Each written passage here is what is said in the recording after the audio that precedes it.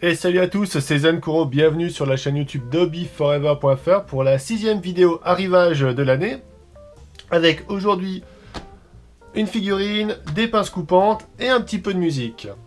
Donc on commence avec la figurine, qui n'est autre qu'Allié dans la gamme Minimum Factory Plamax de Max Factory, donc Allié qui est une Military Cuties de Shunya Yamashita, qui est célèbre justement pour ses dessins comme ça de personnages un petit peu militaires. Donc c'est une figurine qui est au 1/20e, qui se présente donc classiquement comme une maquette, hein, une figurine plastique, sachant qu'en général c'est plutôt des produits en résine qu'on trouve à cette échelle-là. Donc, je vais vous montrer un petit peu comment ça se présente, comme vous le voyez, hein, c'est très classique, comme de la maquette.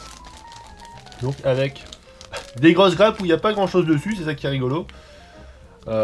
Mais voilà, donc chaque élément est très classiquement pour les habitués de maquette moulé en couleur, hein, contrairement à ce qui serait son équivalent en résine où effectivement ça serait monochrome. Donc c'est plutôt sympa, ça permet déjà d'avoir rien qu'en montage direct un rendu, on va dire un petit peu gâchapon, mais c'est pas l'intérêt, hein. Tout l'intérêt c'est vraiment de peindre ces figurines. Et vraiment, c'est destiné aux figurinistes avant tout, hein. Un petit socle, ça c'est sympa. Donc Allié, c'est la 7ème entrée dans la gamme. Avant ça, on a eu deux autres Military Cuties de Shunya, mais également des personnages de Strike Wish. Une ligne Minmay superbe que j'ai également. Et puis les modèles suivants seront tirés quant à eux plutôt de Macross Frontier et de Macross Delta, donc avec les Valkyries notamment qui sont annoncés. Bon, c'est pas une série de figurines que je vais me faire, hein, parce que j'adore les figurines, mais j'en fais finalement assez peu, donc je me limite vraiment personnellement au Military Cutie. Donc vous pouvez voir là, notamment, vraiment c'est des figurines qui sont vraiment super bien moulées. Donc c'est marrant d'avoir une boîte aussi grosse alors qu'au final il n'y a pas grand chose dedans. Mais bon, le packaging en lui-même fait vraiment le charme du truc. Voilà la dernière grappe. Puis le petit truc sympa, c'est que ça nous vient avec une petite planche de décalco. Notamment pour les yeux, hein, si vous n'êtes pas très bon pour dessiner les yeux de vos figurines, surtout à cette échelle-là, donc ça c'est plutôt sympa. Et puis on a donc la notice, hein, qui est très jolie et qui en fait voilà, reprend les grappes, le montage qui est très simple évidemment, hein, c'est simplement une figurine. Les petits dessins de Shunya qui sont super sympas. Voilà, la charte de couleurs, la pose des décalcos, et puis surtout c'est la notice. On va peut-être pas la voir en entier, mais ah si, ça passe à l'écran, formidable. Voilà, c'est un poster, hein, tout simplement, de Allié, qui est magnifique. Voilà, donc les Minimum Factory de Plamax, c'est du très bon, c'est de la très belle figurine. Je vous le recommande chaudement si vous aimez ça, la figurine. Sinon, si c'est juste pour le laisser prémonter, bon, ça fait un peu cher quand même. Allez, on passe aux pinces tout de suite. Petite présentation matos. Alors, arrivage de pinces aujourd'hui, 3 pinces pour des utilités un petit peu différentes, effectivement. Alors, pourquoi j'ai commandé 3 pinces? Tout simplement parce que ma bonne vieille Tamiya Side Cutter, que je vous ai déjà présenté plusieurs fois en vidéo, se fait vraiment vieille. Ça fait quand même presque 10 ans, je crois que je l'ai. 8-10 ans en tout cas. Et bon, là, les lames sont vraiment mortes, hein. J'ai beau essayer de les corriger, de les réaiguiser. Bon là, elles étaient vraiment mortes, il était temps que je change. Alors le truc c'est que le mois dernier en décembre, j'ai commandé deux pinces de remplacement. La Sgot de Doyusha qui est une marque qui fait notamment de superbes châteaux, maquettes de châteaux japonais. Donc une pince assez haut de gamme à 2800 yens, hein, ainsi que la Wave High Grade Fine Nipper qui elle est là. Hop, la Fine Nipper de Wave. Donc qui comme la Sgot sont construites en fait sur le principe, si vous connaissez, de la God Hand, hein, qui est une pince assez connue et dont le principe c'est qu'en fait on n'a qu'une seule lame qui coupe celle-ci, mais qui est du coup hyper fine. Alors je ne sais pas si on verra quelque chose sur celle-ci à l'écran. Donc vous avez la lame en général la gauche qui est vraiment super fine, qui fait une coupe très nette, et l'autre lame en fait n'est pas une lame, c'est une enclume. Donc en fait ça coupe que d'un seul côté, ça permet d'avoir vraiment une coupe hyper nette, hyper propre. La Godin est reconnue pour ça, la Sgot faisait un super travail, sauf que le gros problème de ces pinces là, c'est qu'elles sont super fragiles en fait. C'est vraiment uniquement pour couper les gates, hein. Vous savez, les gates, en fait, c'est la petite partie qui est entre la grappe et la pièce, donc vraiment la partie la plus fine, parce que justement, cette lame-là qui est super fine, est du coup super fragile, et bah, il se trouve que la Sgod, qui était excellente, hein, je dois le reconnaître, je l'ai bousillé sur mon deuxième kit, direct, donc ça fait un peu mal pour une pince à 25 €. Donc j'ai dû la remplacer, sachant que la Wave, qui est sur le même principe, elle, je l'avais achetée pour ma femme, donc elle ne l'a pas encore pété, elle est plus délicate que moi, il faut le dire. Voilà, parce que ce genre de pince, bah, c'est pas du tout... faut vraiment éviter de couper en tout cas des pièces trop grosses, ou du plastique dur, parce que là vous risquez de voler la lame. Moi c'est ce qui est arrivé sur la Sgod, je le regrette, mais c'est comme ça. Du coup, bah, j'ai pris des pinces de remplacement, et pour la remplacer, bah, qu'est-ce que j'ai pris? Eh ben, je me suis repris finalement une Tamiya Side Cutter, hein, tout ce qu'il y a de plus classique. Donc une pince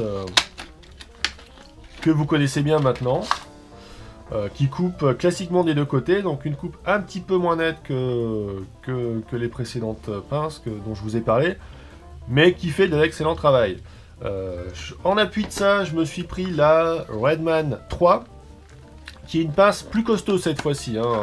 Vous allez le voir tout de suite quand on va comparer les deux têtes. La Redman est beaucoup plus costaud,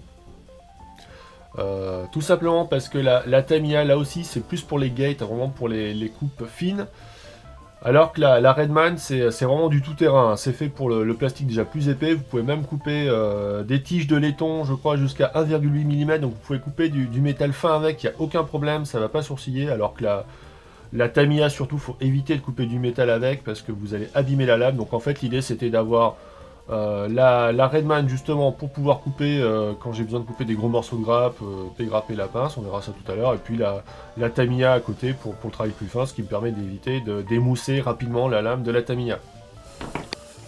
Voilà, alors typiquement l'idée, ça va être de prendre la Redman pour tout ce qui est gros boulot. Par exemple, tac, j'y vais franco sur les grosses parties, tac.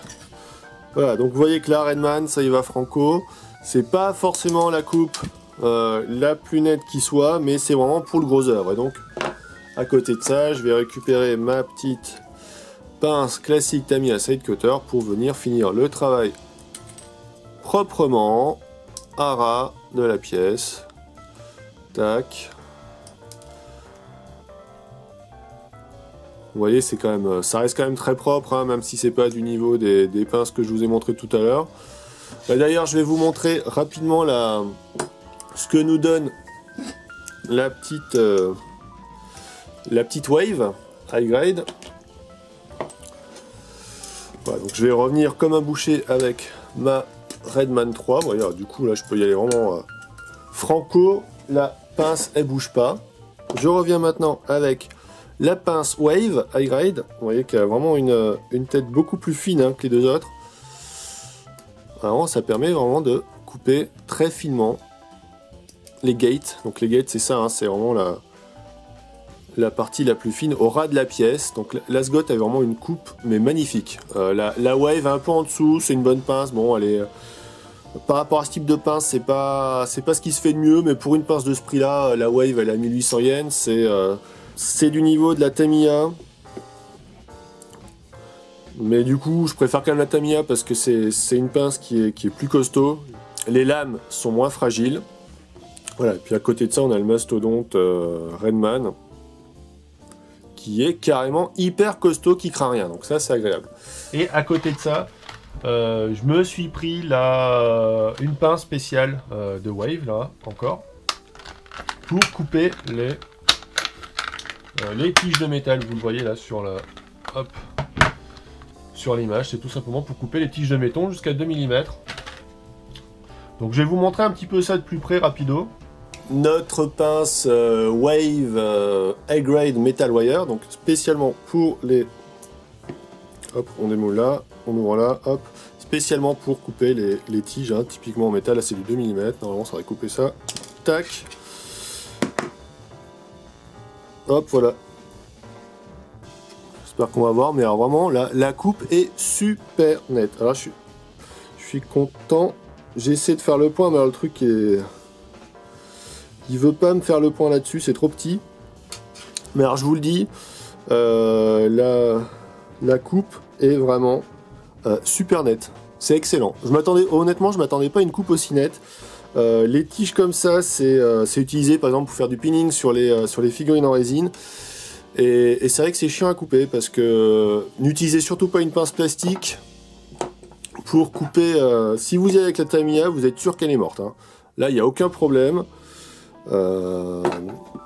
Mais là, pour le coup, vraiment, super content. Normalement, ça peut aller jusqu'au 2 mm. 2 mm, c'est déjà largement suffisant pour ce qu'on en a besoin. Voilà, et dernier élément de l'arrivage du jour, pour changer un petit peu, c'est un CD. Alors, qui n'a rien à voir avec un animé, avec la maquette bien entendu, puisque c'est un album de jazz de Chihiro Yamanaka, album qui s'appelle Abyss. Chihiro Yamanaka, qui est une artiste pianiste de jazz et compositrice, que j'ai découvert vraiment il y a pas très longtemps et que j'adore.